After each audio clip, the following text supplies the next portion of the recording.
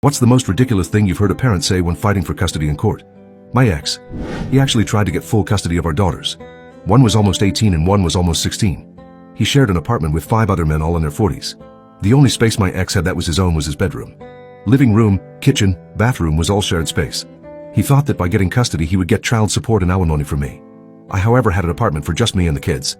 They each had their own rooms and no one else lived with us. He tried asking the court for a home study to decide who the kids should live with. My daughter spoke with my lawyer, who in turn spoke with his lawyer. His lawyer finally convinced him it wouldn't go well to pursue it in court. He would lose and then have to pay the cost of the home study. I got the kids, the dogs, the tools, and by the time my ex finished dragging the whole thing out, my oldest was over 18 and no longer part of the custody agreement. I might add that I specifically worded the custody arrangement. There were no set days he got to see my youngest. It was at her discretion if she wanted to spend time with him, talk to him, or have any contact with him. She didn't and hasn't to this day, almost 10 years later. He was, and still is, a violent, mean drug addict who has never admitted to having a problem, has never held a job, except for one time, for longer than 3 months. The one time he did, I drove him to work every day and pick him up after. He hung on to it for a year.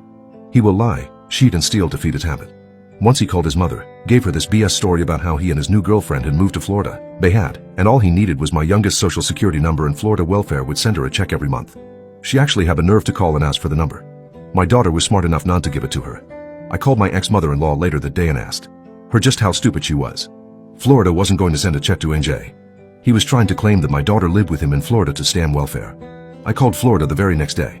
I sent a copy of the divorce decree and gave them my aunt's name and social security number. I knew it because I always filled out any paperwork for us, including CAT's returns, and told them in no uncertain terms that none of my children lived with him in that state and he did not have the legal right to any benefits for them. The damage he could have done with that number. Credit cards in her name when she turned 18. Loans.